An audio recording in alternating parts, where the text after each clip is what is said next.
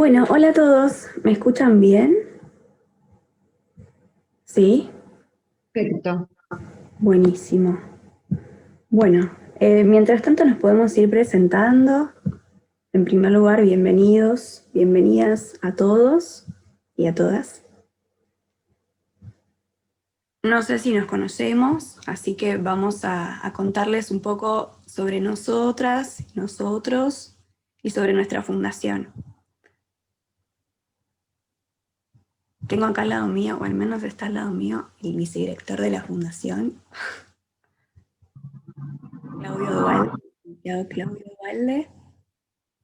Y hoy me acompañan la licenciada Ludmila Conrad, la licenciada... Hola, hola, hola a todos y a todas.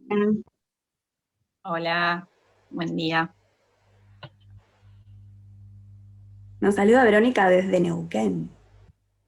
Un gusto, Verónica. Bueno, nosotras y junto a Claudio somos parte de la Fundación Recrear. Es una fundación, la nuestra, creada hace más de 15 años. Como ya les adelanté, el licenciado Claudio Dualde es el vicedirector, pero fue fundada y también es dirigida actualmente por la licenciada Silvia Spillaga. Vamos a tomar sus aportes que son muy valiosos y nos formaron a nosotras como acompañantes. Nuestra fundación está en Capital, tiene actualmente una sede en Capital. Ofrecemos acompañamiento terapéutico, también psicoterapia, cursos. Eso es lo que hoy nos convoca. Estamos presentando la 4ª edición del curso de acompañamiento terapéutico en niñez y adolescencia. Pero además también ofrecemos grupos de estudio, conferencias, seminarios. Consideramos que la formación es una pata muy importante en lo que tiene que ver con el desempeño y la función del acompañante. También vamos a hablar de eso. Bueno, nos siguen saludando desde Mendoza, Córdoba. Ana, ¿no escuchás? Todo el resto me escucha, ¿no? Sí, perfecto. Bueno, no sé, Ana, a ver si te puedo ayudar. Ana Alcatel, te puedo... No sé cómo me aparece. Ahí está. Dijo que ya lo solucionó. Perfecto, bárbaro. Bueno, nos podemos por ahí ir presentando cada una, y Claudio también, vos presentate. Mi nombre es María Victoria Seibo, yo soy coordinadora actualmente en la fundación, pero trabajo hace 2. Empecé haciendo el curso de acompañamiento a mis 19, después hice las prácticas, empecé a trabajar como acompañante, años después como supervisora y bueno, actualmente como coordinadora. Soy psicóloga, me formo y me formé y me seguiré formando desde el psicoanálisis.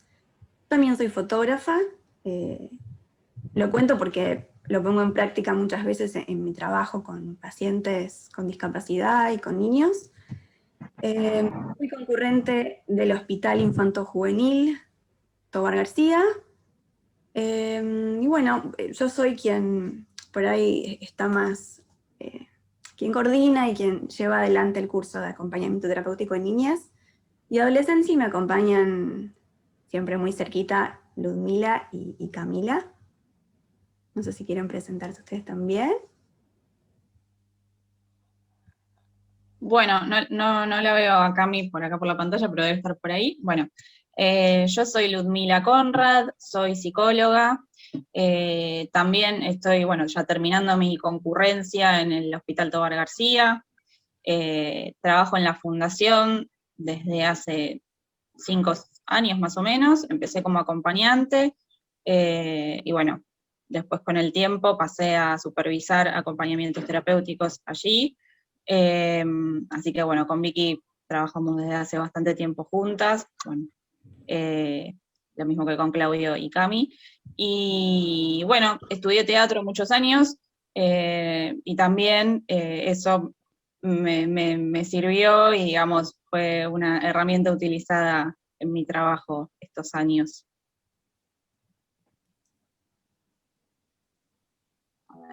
Hola a todos, mi nombre es Camila Bojiquian. Bueno, como contaban las chicas, también trabajo en la fundación hace 3 años, creo ya. Como Ludmi empecé trabajando como acompañante y bueno, ahora estoy supervisando a los acompañantes. Bueno, mi orientación también es desde el psicoanálisis y bueno, aparte de trabajar en la fundación, también tengo mi consultorio privado y trabajo en otros espacios como colegios. Y bueno, un gusto estar acá con ustedes. Clau, ¿querés presentarte vos? Hola, buenos días. ¿Me escuchan bien? Sí. Sí, Bueno, como ya me presentó Vicky, bueno, yo soy Claudio Dualde, soy en este momento el vicedirector de la fundación, fui supervisor hace muchos años, eh, empecé en el 2010 como supervisor de la fundación, después fui coordinador en la tarea que hace Vicky ahora, y ahora estoy como vicedirector. Soy psicoanalista, docente y supervisor de psicoanálisis. Eh, Doy algunos grupos de estudio, seminarios de posgrado a veces. Eh, Trabajé mucho tiempo, muchos años en el tema de adicciones, de patologías severas. Eh, Publiqué un libro en 2018 de psicoanálisis.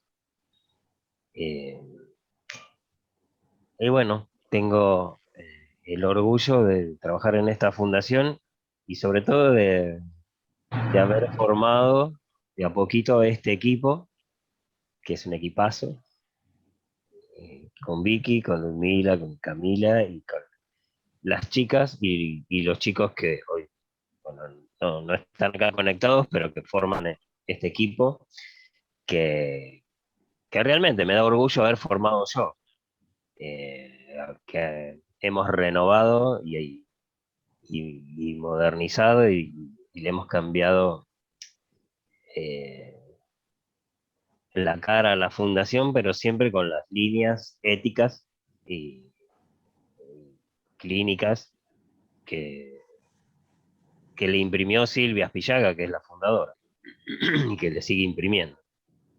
Así que estoy muy contento de tener este equipo. Por eso no me lo iba a perder estar acá. Eh, Voy a seguir hablando hasta que Vicky me calle. Bueno, vamos a empezar entonces. Bueno, les doy la bienvenida y realmente los invitamos a que se interesen, se interioricen en nuestras actividades, en lo que brindamos, en los cursos que damos, bueno, y que nos hagan todas las preguntas que quieran. muchas Bueno, gracias.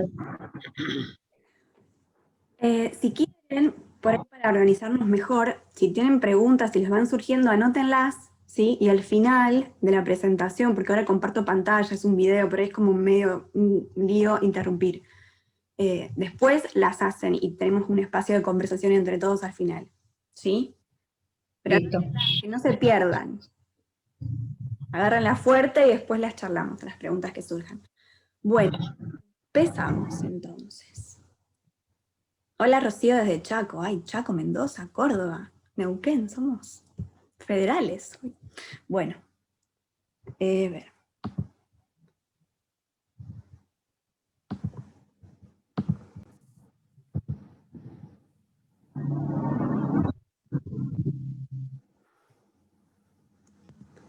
El tema que nos convoca hoy, como ya les adelanté, presentando el curso que va a iniciar el mes que viene, Fundamentos del acompañamiento terapéutico con niños, ¿sí? Intentamos pensar entre todas, cuando armamos esta presentación, cuáles son los fundamentos, cuáles son los pilares al momento de estudiar, de reflexionar sobre el acompañamiento terapéutico dirigido a niños. Estamos preguntándonos, ¿qué es el acompañamiento terapéutico? Para esta pregunta, por supuesto, vamos a tomar los aportes de nuestra maestra y referente del tema, Silvia Espillaga.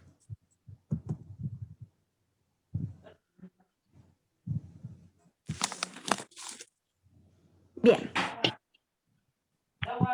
En palabras de Silvia, el acompañamiento terapéutico es una estrategia psicoterapéutica destinada a sujetos que necesitan de un sostén profesional en su vida cotidiana. ¿Sí?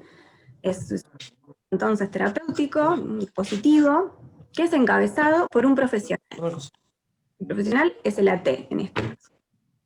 Interviene en el día a día del paciente, en lo cotidiano, lo acompaña en los lugares que frecuenta, puede ser el domicilio, la vía pública. No, yo ya lo limpié. Por eso esta es la negra. Yo ya lo limpié. Esta es toda negra. No, el otro. La otra. Hay uno que es negro. A ver, tenemos... No sé si voy a poder mutear. Esperen, voy a salir de acá para mutear.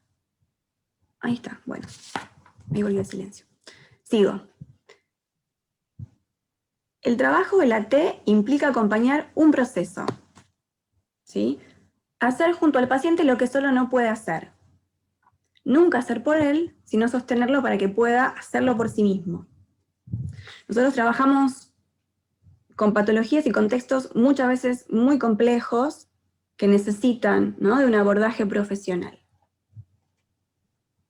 Bueno, avanzamos un poquito más.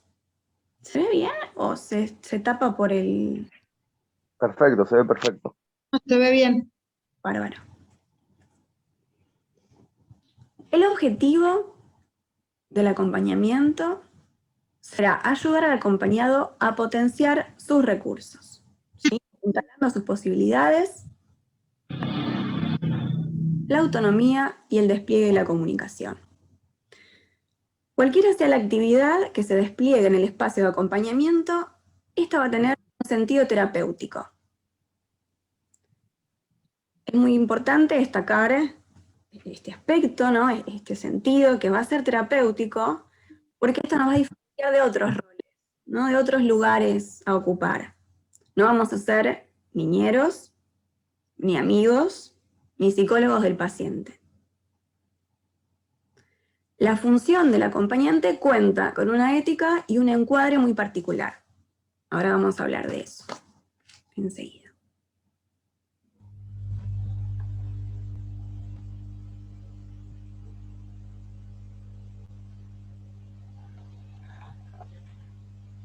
Bueno, cuando hablamos de ética, nos referimos también a la responsabilidad, ¿no?, que implica el trabajo con pacientes. Y siempre tenemos que tener presente, digamos, 3 pilares que nos orientan, que son la formación teórico-clínica, en este caso la intervención del acompañamiento implica conocimientos teóricos acerca del funcionamiento mental de los pacientes, como también herramientas técnicas adecuadas para el desempeño de la función. Bueno, esto quiere decir que tenemos que formarnos, ¿no?, estar en continua formación. Bueno, en este caso nosotros estamos ofreciendo un curso, digo, el curso es una de las formaciones que uno puede hacer, también pueden haber otros espacios como grupos de estudio, posgrados, bueno, entre otros. Por otro lado, tenemos el espacio del análisis propio, ¿no? La complejidad del abordaje requiere una apertura psíquica y una salud mental propicias para poder sostenerla. Como se imaginarán o como sabrán, el trabajo con los pacientes a veces se torna un poco compleja y es muy importante que cada uno pueda tener su propio espacio de análisis para revisar algunas posiciones y intervenir, digamos, de la mejor manera posible de acuerdo a cada caso, ¿no? A veces tenemos ciertos puntos ciegos que el análisis nos permite poder empezar a ver desde otro lugar algunas cuestiones que le pasan al paciente, ¿no? Y por otro lado, otro espacio que es muy importante es la supervisión de la tarea.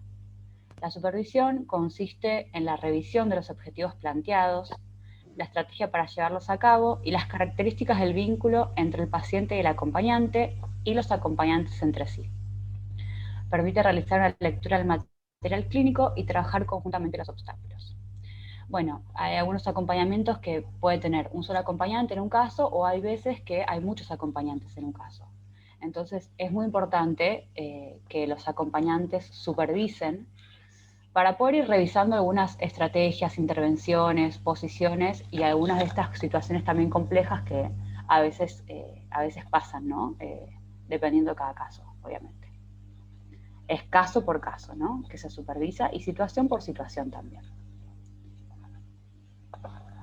Bueno, ahora seguimos.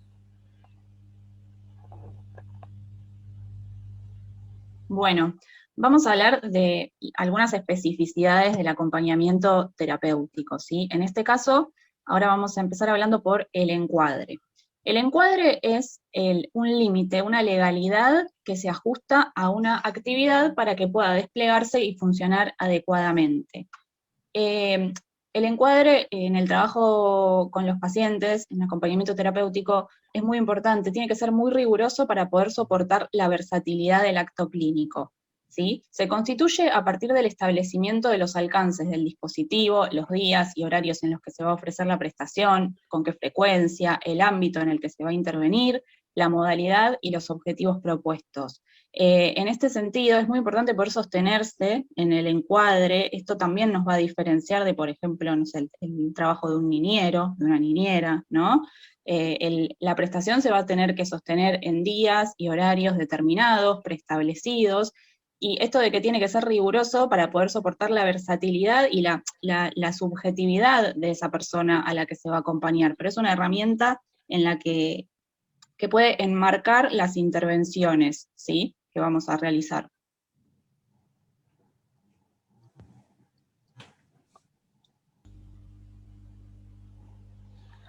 Bien.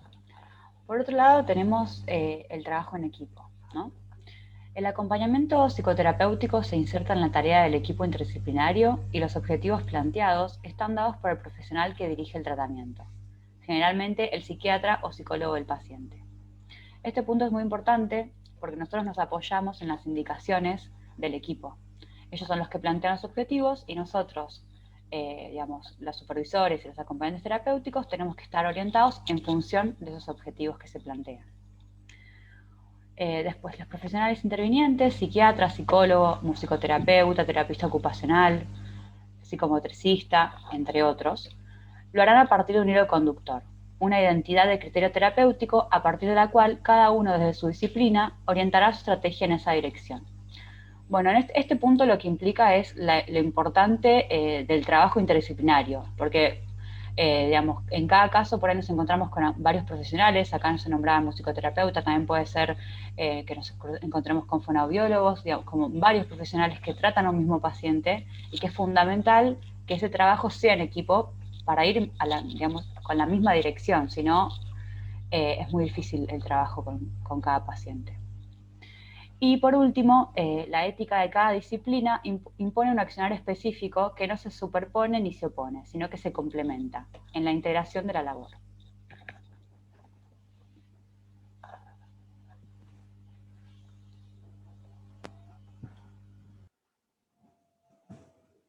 Bueno, ahora entramos específicamente en la niñez. Primero, intentemos pensar qué es un niño. Hay que decir que a lo largo de la historia, el niño ha encarnado diversas representaciones sociales, siendo concebido como maligno, perverso, débil, objeto de desecho y de explotación. Fue recién hacia mediados del siglo XIX que logró adquirir un protagonismo propio, tanto en la familia como en la sociedad. Sin duda es un logro de la época, ¿no?, el lugar que ocupa hoy el niño, las políticas de cuidado y protección de las que goza. Esto se debió a un conjunto de factores políticos, económicos, religiosos, científicos, que tuvieron lugar en el siglo XIX. Podemos mencionar algunos, por ejemplo, el desarrollo de la pedagogía infantil, la disminución de la tasa de mortalidad de los niños y el surgimiento del psicoanálisis. Desde el psicoanálisis, entonces, se le otorgó a la niñez un valor especial, siendo nombrada, explorada y destacada en su singularidad. Se ubicó en la infancia el origen de la mayoría de los procesos psíquicos y el despliegue del desarrollo psicosexual que determinará la personalidad del sujeto e influirá en su futuro adulto. Efectivamente, el psicoanálisis le va a dar y le dio mucho peso a la infancia, considerándola como una etapa decisiva, determinante.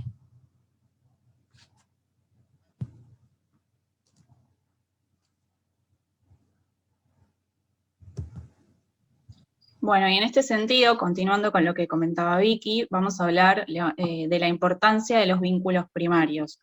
Hay toda una unidad en el curso destinada a este tema.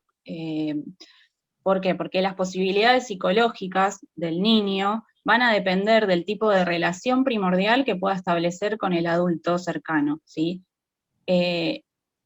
El niño constituye su subjetividad en relación a un otro, a su otro primordial, a este otro cercano. Vamos a hablar y a estudiar profundamente lo que llamamos función materna, ¿sí? La función materna es una acción esencial para la constitución psíquica del niño, ¿sí? Para que ésta pueda desarrollarse. No tiene que ver con la persona física de la madre, como vamos a ver, la función tiene que ver con el adulto cercano que la ejerza y no con un género o sexo en particular, ni tampoco requiere de que esa persona que ejerza esa función tenga algún lazo sanguíneo con el niño, ¿sí? Implica la interacción en sintonía relacional del cuidador con el bebé, que va configurando un afuera acogedor en el que el niño pueda sentirse formando parte del entorno y el entorno se vaya adaptando a sus necesidades. Implica también un medio y una actitud materna suficientemente buena. Este es un término que tomamos de Donald Winnicott, bueno, ya lo vamos a ver, en la primera fase, que permite que el niño comience a existir, a tener experiencia, a construir un yo personal, a dominar los instintos y a enfrentarse a las dificultades inherentes a la vida.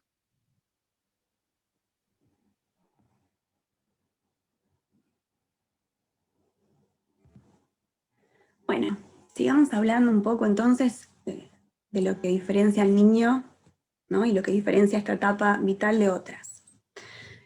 Y por supuesto, tenemos que hablar del juego. El juego es definido por Freud como la ocupación preferida del niño a la que dedica la mayor parte del tiempo. Para Winnicott, lo universal es el juego y corresponde a la salud. Facilita el crecimiento y conduce a relaciones de grupo. Durante el curso, como decía Ludmila, vamos a hablar mucho de Winnicott. Fue un psicoanalista inglés, pionero en el trabajo con niños, que la verdad es que nos dejó aportes muy, muy valiosos. Siguiendo con los aportes de este psicoanalista, vamos a decir, citándolo a él, que se juega para obtener placer y disfrute, expresar agresión, controlar la ansiedad y elaborarla, adquirir experiencia, establecer contactos sociales, comunicarse. Marta Beisim, ella fue una psicoanalista argentina, también especialista en el trabajo con niños, explica que la problemática infantil suele ser transferida al juego y al juguete, siendo así como el niño queda liberado de su padecimiento. De esta forma pone en acto lo que todavía no puede poner en palabras. A través de un objeto material encuentra la forma de canalizar aquello que le sucede, le preocupa, lo asusta o enoja. Entonces no va a ser a través de las palabras como el niño va a tramitar, expresar lo que le pasa, sino primordialmente a través del juego. El juego promueve el desarrollo psicomotriz, cognitivo, social. También va a favorecer la vinculación con otros, la exploración de los objetos, el mundo, el ambiente que lo rodea.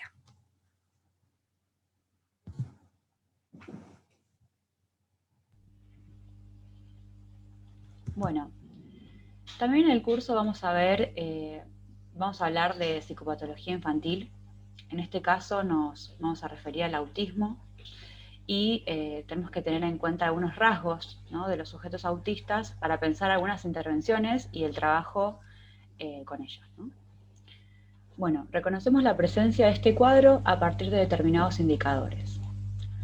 Uno de ellos es la ausencia del contacto visual, son niños que eluden la mirada, y de contacto táctil. No tocan al otro o lo tocan como un objeto o a su propio cuerpo. Hay una falta de demanda, esto quiere decir que no piden, no hablan o hablan de forma estereotipada, en tercera persona, repiten frases o imitan voces. pero sobre todo no dirigen pedidos ni preguntas. Este punto es importante, ¿no? Porque complejiza un poco más el acompañamiento. No responden, parece que no escuchan o que ignoran nuestra presencia y nuestra voz. Si bien no responden y no piden, y pareciera que no escuchan, es importante destacar que sí lo hacen y que sí comprenden. Solo que es una manifestación que tienen.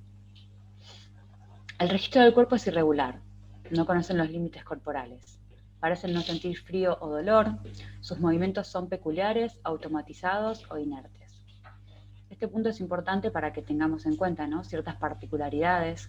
A veces se produce como una dificultad en la diferenciación entre el propio cuerpo y el del otro, ¿no? Por ejemplo, se pueden acercar mucho a uno, incluso como en exceso, ¿no? Sentarse encima de uno. Digamos, hay una cuestión ahí que no logran diferenciar y no logran reconocer. Muestran interés en algunas pocas cosas específicas de forma repetitiva. El no suele desestabilizarlos. Y ante una situación intolerable como la presencia, suelen reaccionar con exaltación. A veces ocurre que solo la presencia del otro produce esta exaltación. Entonces es importante que las intervenciones con los pacientes autistas sean sutiles y que sea muy importante también la función de la supervisión. Si bien es muy importante en todos los casos, me parece que en los pacientes que tienen digamos, esta característica hay que tenerlo más presente todavía. Y que las intervenciones sean sutiles, sean pensadas, y bueno, y como decíamos, que no utilizar tanto el no, porque, digamos, este límite, cuando va dirigido de una manera tan directa, también lo desestabiliza. Entonces, ir de a poco introduciendo cierta prohibición, pero desde otro lugar.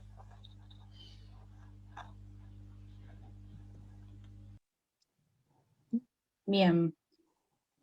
Bueno, para ir cerrando, vamos a hablar de otro cuadro, de otra perturbación grave en la infancia, nos podemos encontrar, que es la psicosis.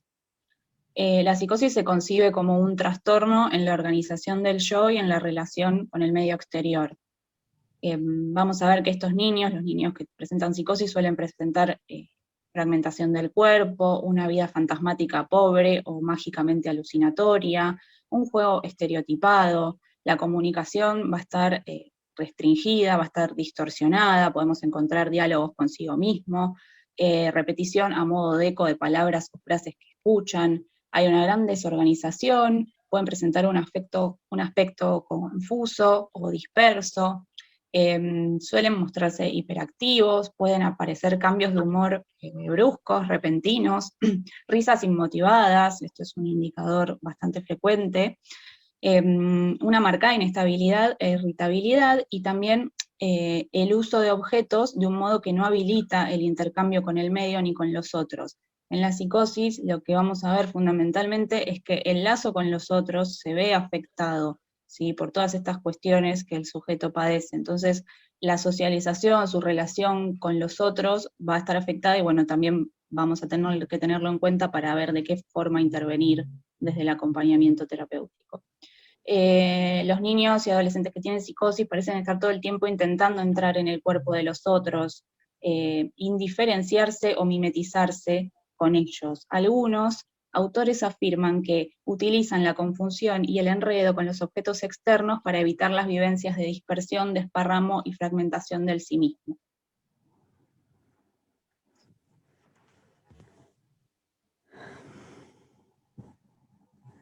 Bueno, y contarles, para finalizar, que a lo largo de este curso, además, vamos a abordar otros temas, como el de las neurosis infantiles, los efectos del maltrato en los niños, los trastornos de la alimentación, las adicciones, las conductas de riesgo e intentos de suicidio en la adolescencia, entre otros, por supuesto. Así que los esperamos y les agradecemos mucho la presencia.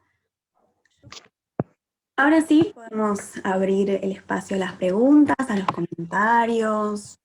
¿Qué les pareció todo lo que estuvimos planteando? Fue como un compendio bastante apretadito de cómo les ponemos las claves y los fundamentos justamente, lo que pensamos que es el acompañamiento con niños y lo que implica, ¿no?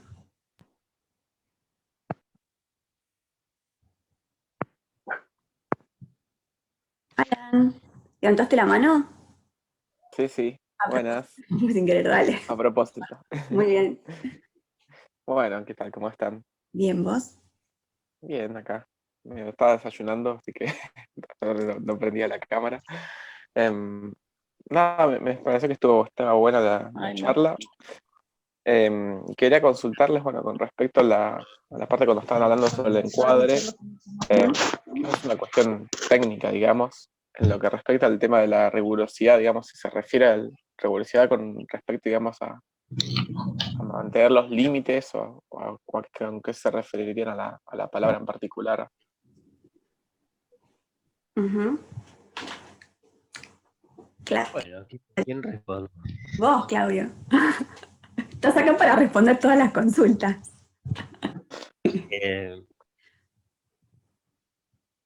Bueno, Alan, a lo que se refiere es a un poco lo que decía Ludmila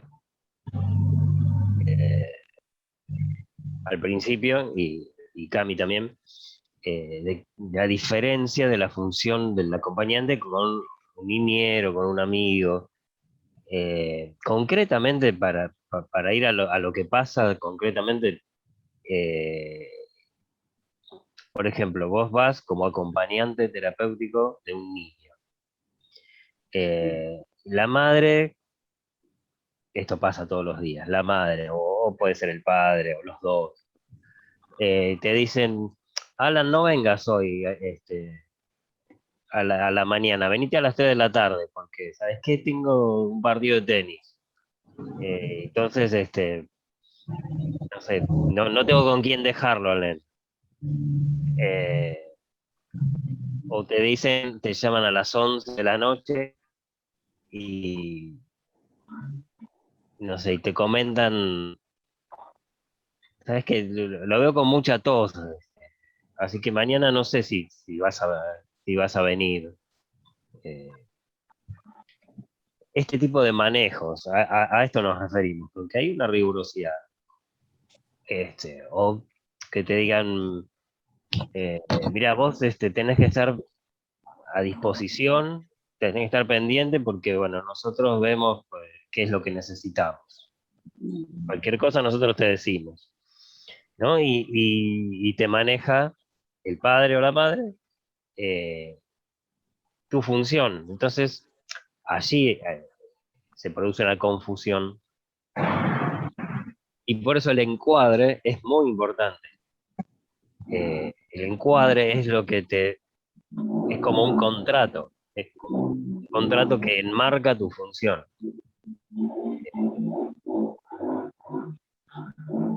¿Cuál sería el problema de acceder? Bueno, esta vez si yo tal, no tengo nada que hacer, no tengo otra cosa, voy a la hora que me digan.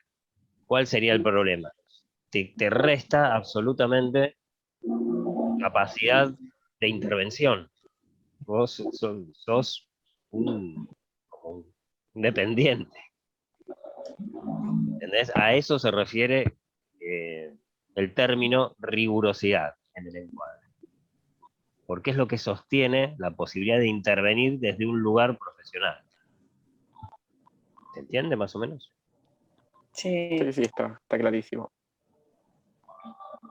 Incluso hay veces que hay casos en los que se tiene que revisar varias veces el encuadre y encauzarlo nuevamente. Porque lo que contaba Claudio, que él mencionó algunos ejemplos, hay veces que eso se repite en varias ocasiones. Entonces es acotar el encuadre una y otra vez para poder intervenir, para que los objetivos terapéuticos se puedan aplicar a cada caso. Es una herramienta que siempre la tenemos que tener muy presente.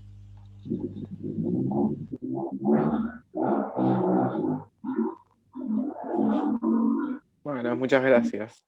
No, de nada. Es muy buena la pregunta, es muy buena, realmente.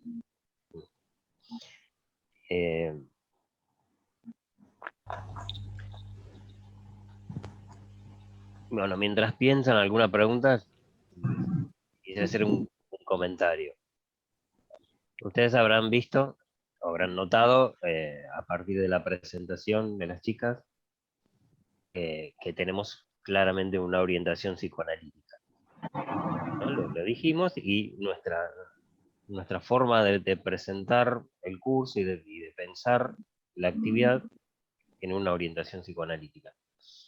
Eso no impide que haya debates, discusiones dentro del equipo, que haya distintos puntos de vista, pero tampoco impide que tengamos en cuenta otras corrientes teóricas, otras posturas, porque de hecho, y que lo vemos en el curso, otras posturas, de hecho convivimos con diferentes corrientes, con otros profesionales, trabajamos juntos todos los días con otros profesionales de otras corrientes, de otras disciplinas, claramente, médicos, fonoaudiólogos, psicomotricistas, psiquiatras, pediatras, y con psicólogos de otras corrientes. Y tenemos que manejar un lenguaje, por lo menos básico, común, para poder llevar adelante esa tarea en equipo, como decían antes. Entonces, si bien nuestra orientación es psicoanalítica, no significa que hacemos psicoanálisis con los acompañamientos, sino que tenemos una inspiración que fundamentalmente quiere decir que tenemos en cuenta al sujeto singular, a cada uno, y que cada uno es diferente de todos los demás. Que no hay un tratamiento estándar para todos, que no hay diagnósticos absolutos, eso quiere decir. Y en el día a día estamos dialogando todo el tiempo con psiquiatras y realmente con profesionales muy buenos en muchos casos, que tienen otros puntos de vista, y el trabajo en equipo se enriquece si uno tiene esta predisposición. Bueno, eso.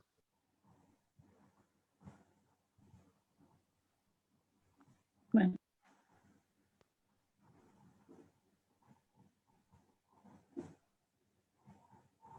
Una preguntita puede ser.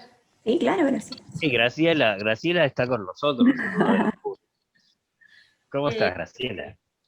Bien, me interesa mucho este tema y me gustaría consultarles si cuando el acompañante terapéutico está trabajando con un niño o adolescente, ¿lo hace solo o hay la presencia de un adulto responsable de ese niño o adolescente? Excelente pregunta. Excelente pregunta y un tema álgido. Bueno, Sí. las supervisoras pueden responder.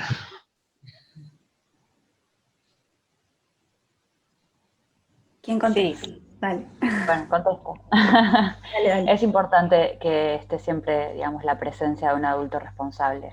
Y esta pregunta que, digamos, como te decía Claudio, es muy buena porque realmente sucede mucho que a veces los padres se confunden sobre la función y se piensan que el acompañante terapéutico puede llegar a ser un niñero, entonces se van, y a veces hay pacientes que tienen como manifestaciones más complejas que otras, y, digamos, el acompañante ahí no se puede quedar solo, ¿sí?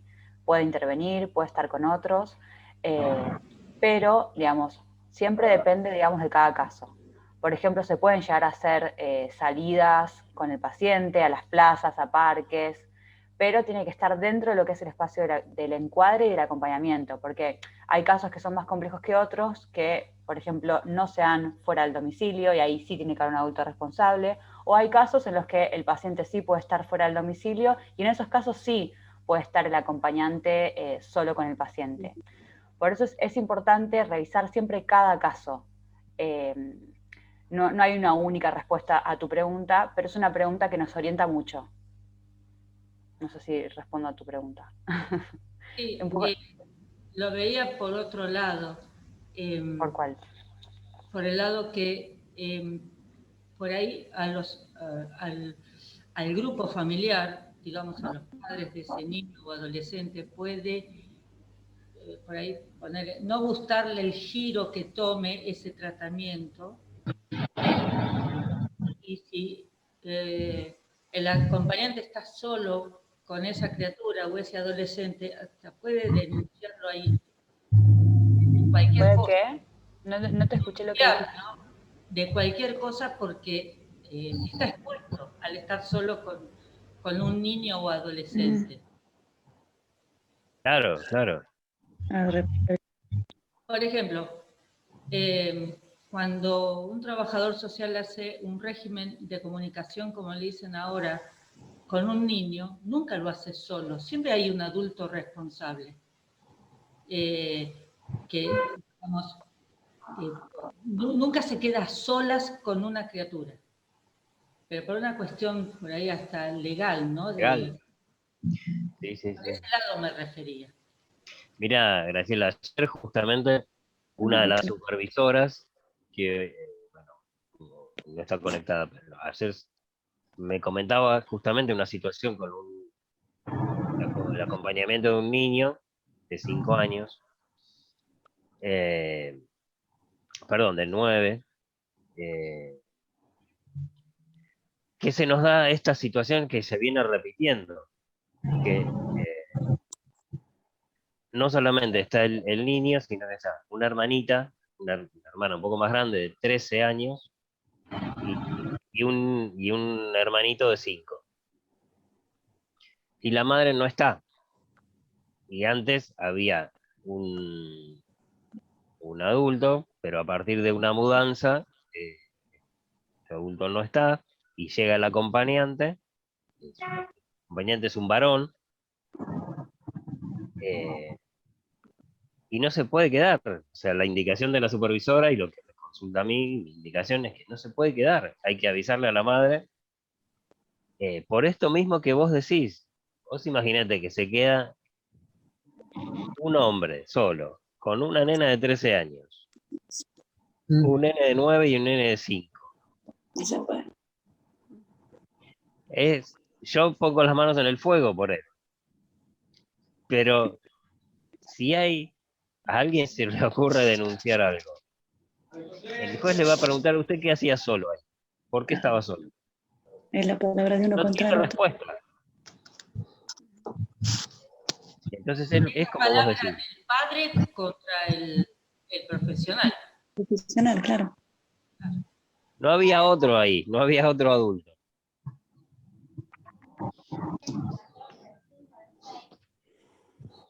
Yo le creo. Pero ¿y por qué estaba ahí solo? Con niños. No puede estar solo. Con niños.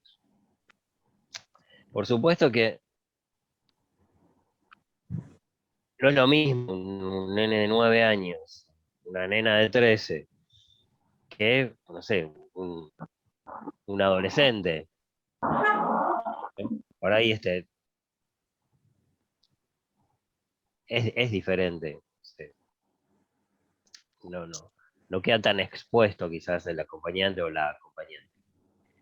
Pero en el caso de niños, tiene que ser riguroso.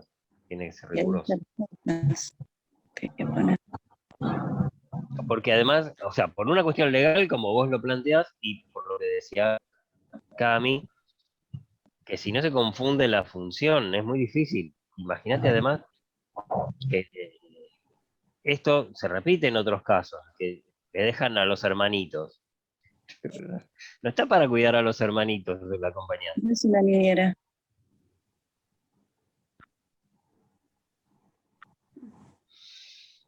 Bueno.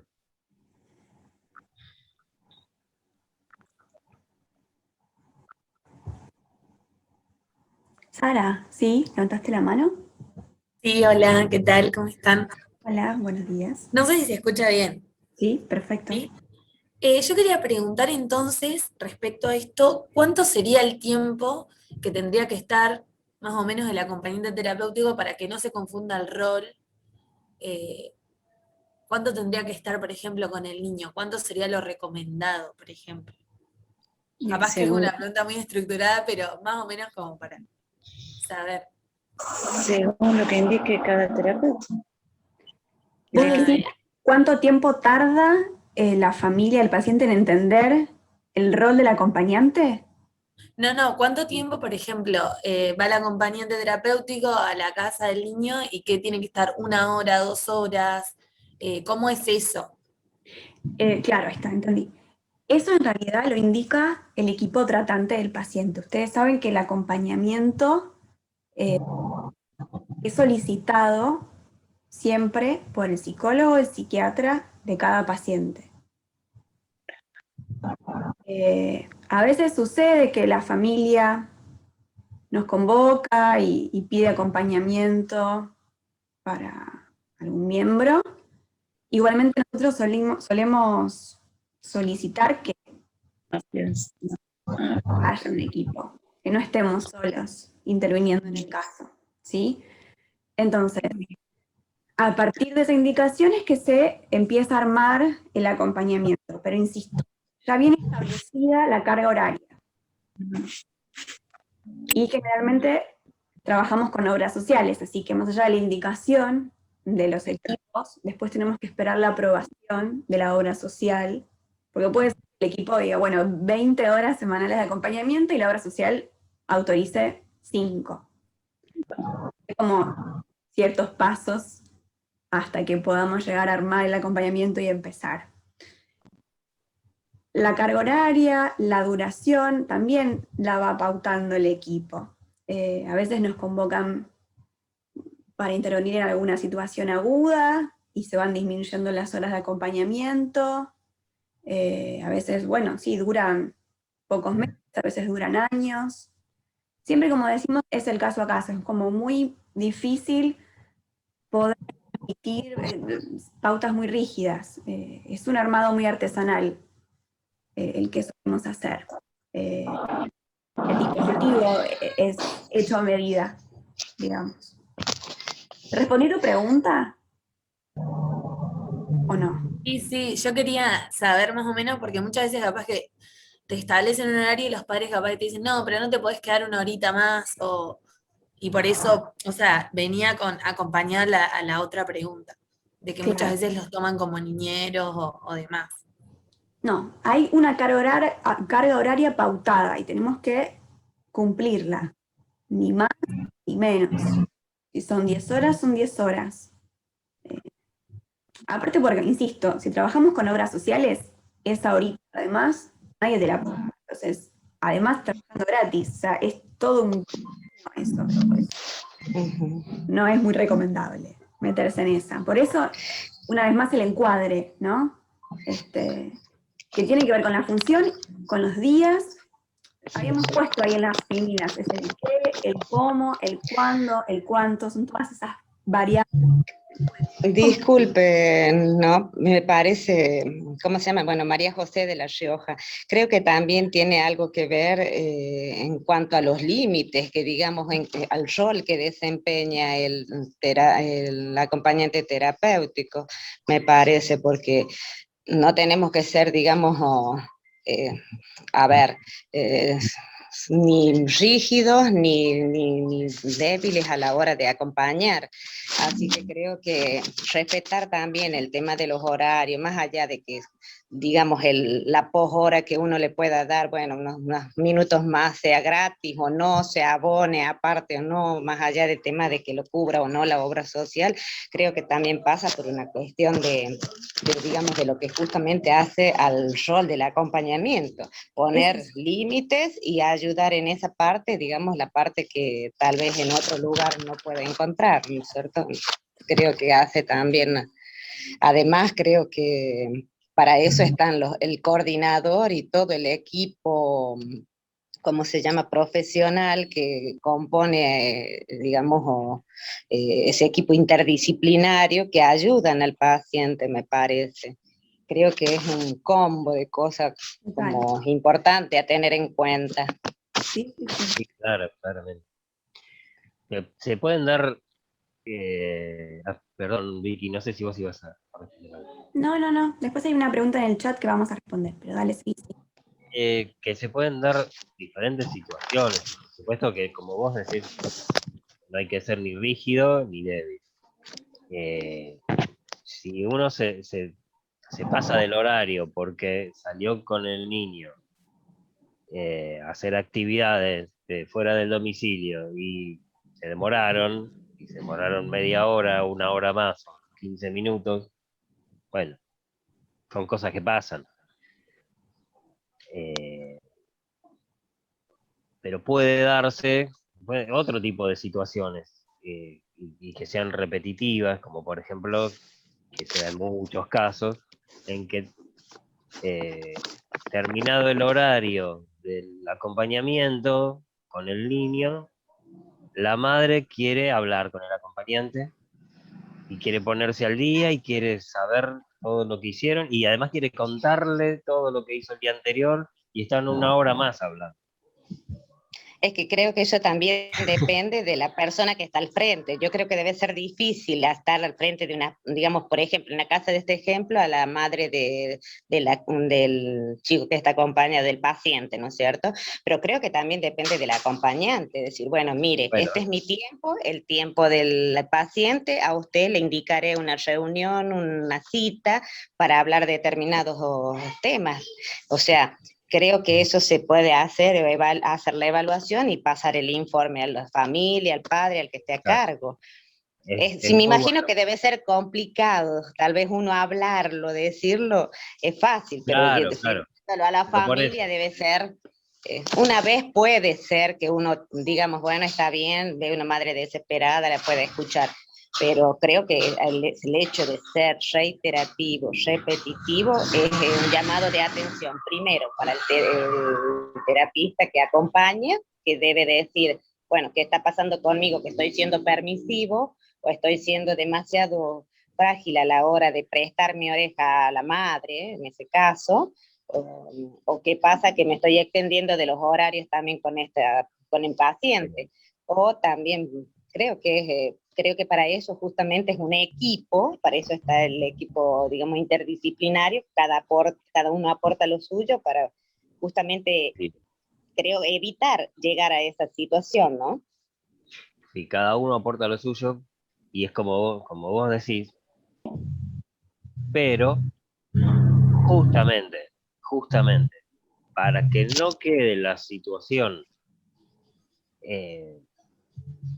a criterio de cada uno, o dependiendo del carácter que tenga cada acompañante, esto no puede quedar supeditado al carácter de cada uno. Para eso es el encuadre, y para eso está la supervisión. O sea, para eso está el encuadre que, como le decíamos antes, es el que delimita el lugar para el acompañante. El acompañante no responde desde su propio carácter, responde desde el lugar donde está. Entonces es mucho más fácil.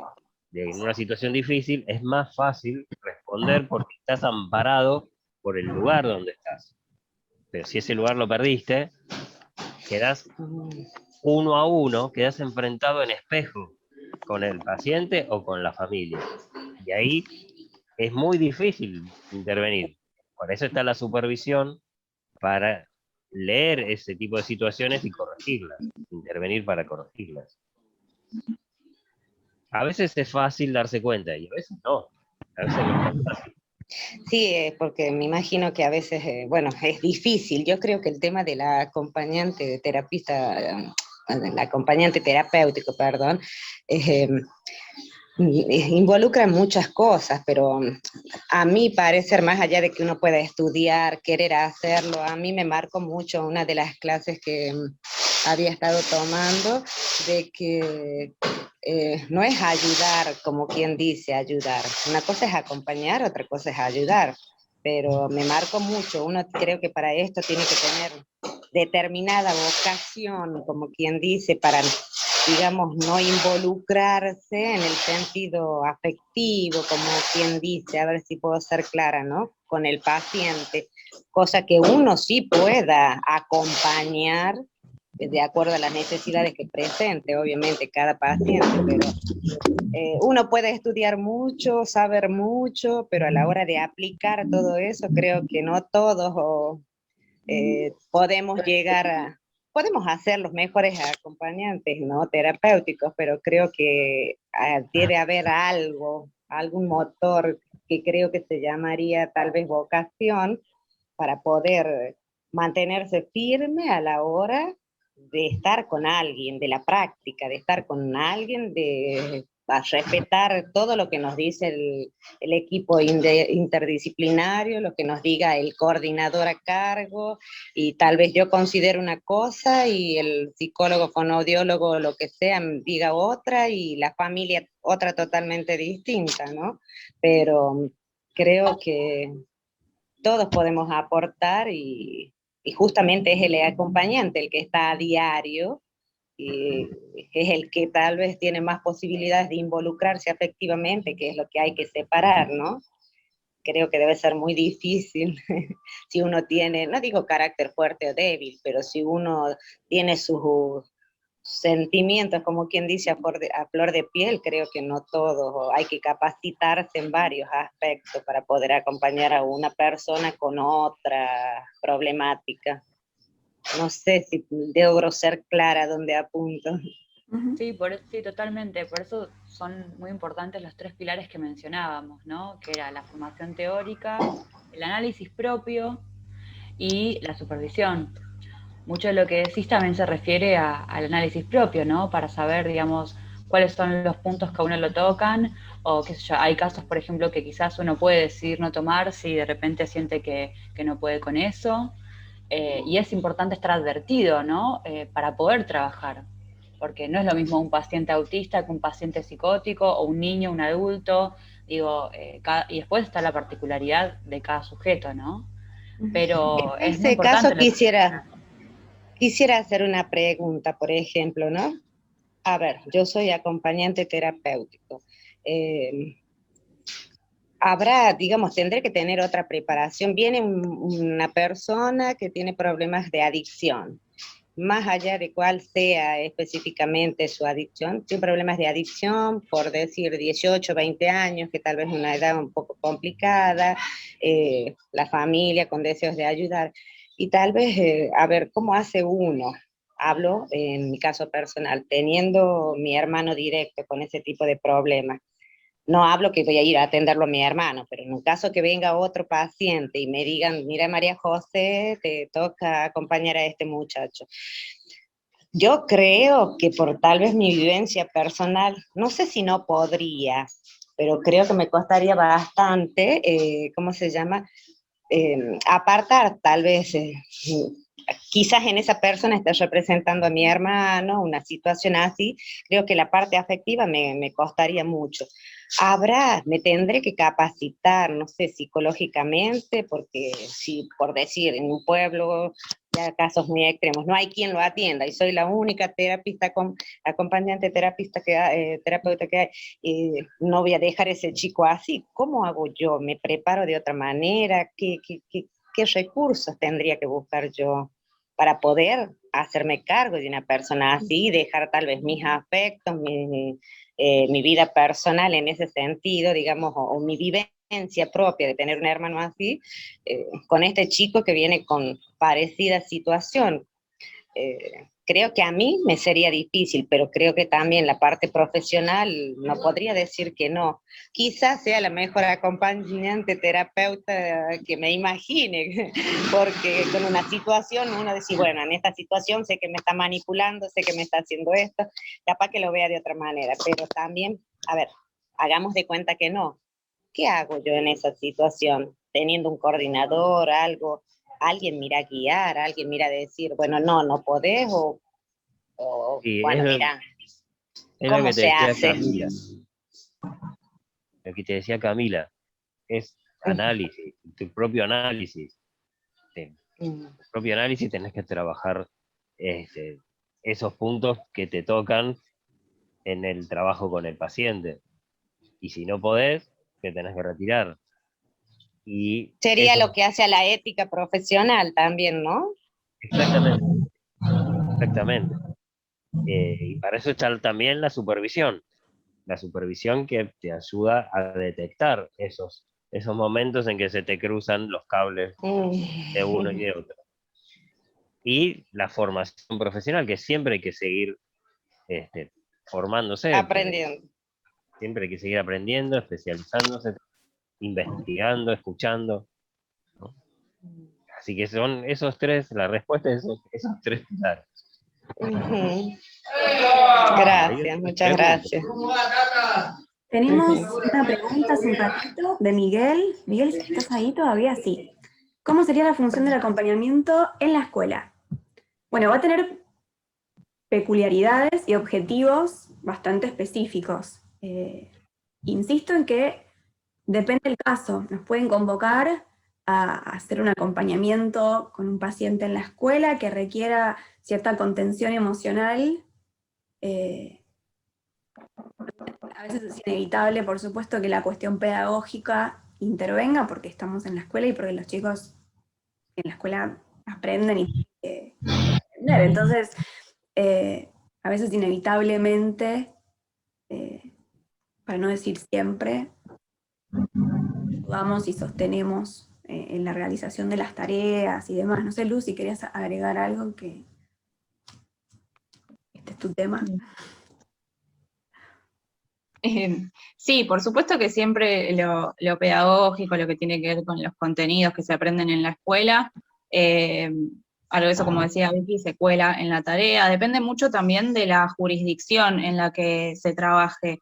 No es lo mismo, por ejemplo, hay mucha diferencia de cómo se interviene en Cava y en Provincia de Buenos Aires. Desconozco cómo se hace en el resto del país, pero hay que estar muy atento a cada jurisdicción, qué legislación tiene sobre la figura del acompañante en la escuela. Por ejemplo, en Cava no podemos, los acompañantes, intervenir sobre los contenidos pedagógicos, sin embargo, se los ayuda a los niños y se hacen algunas adecuaciones y se les brindan herramientas, pero bueno, no, digamos, desde la escuela no te dejan. Después, bueno, vos estás ahí en el día a día con el nene, con la nena, y de alguna forma hay algo de eso que va sucediendo. Pero sí, principalmente se suele trabajar lo que tiene que ver con la socialización, con la contención de quizás de desbordes emocionales, y bueno, y de algunas cuestiones que tengan que ver con la dificultad que presenten en el aprendizaje. Acá no, es gabinete. Pero bueno, también es complejo el acompañamiento en las escuelas porque intervienen como muchos actores, porque están los directivos, están las familias, está el niño, está el equipo de acompañamiento, su equipo tratante además, entonces bueno, tiene su complejidad también. Cecilia, vos tenías la mano levantada hace un rato. ¿Querés preguntar algo? Hola, ¿cómo están? Hola. Quería preguntarles, cuando Claudio hablaba, partiendo del encuadre, y esto de poner límites, ¿no? Desde el encuadre. Hablar desde el encuadre como de entrada, ¿no? Como un contrato, él decía. Y esto que preguntaba María José y algunas chicas más, qué pasaba con las familias cuando se pasaban de hora, o bueno, yo quería preguntar al revés, ¿qué pasa cuando no se llega a cumplir la cantidad de horas pautadas y uno debe como retirarse antes? ¿Qué pasa en esos casos, por ejemplo?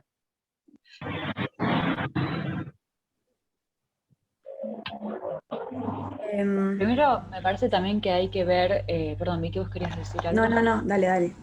Primero hay que ver por qué, ¿no? El motivo por el cual se está retirando antes, si es un pedido de la familia, si es que el paciente no puede sostener tanto tiempo, porque la intervención va a depender de eso, del motivo. Porque, por ejemplo, hay pacientes que, no sé, por ahí 2 horas es mucho, entonces hay que hacer el corte antes, entonces podemos hacer el corte antes si el paciente no lo puede sostener, porque tampoco la idea es forzarlo. Ahora, si es un pedido de la familia porque se tienen que ir a comprar algo, o tienen, no sé, una salida, o hay ahí una ruptura del encuadre, ahí intervenimos, ¿no? Con la familia. El supervisor interviene con la familia para recordar el encuadre y para hablarle de la importancia que esto implica. Si eso persiste, por lo general convocamos al equipo tratante para que también intervenga, porque no, un poco lo que hablábamos del trabajo interdisciplinario también tiene que ver con esto, porque no somos sin el equipo tratante, ¿no? Porque nos apoyamos mucho en los objetivos, en el sostén del encuadre. Entonces, En esos casos, por ejemplo, nos comunicamos con el equipo tratante para informarle de la situación que está sucediendo y para que intervenga, ¿no? También con la familia. Muy bien. Es siempre el caso a caso.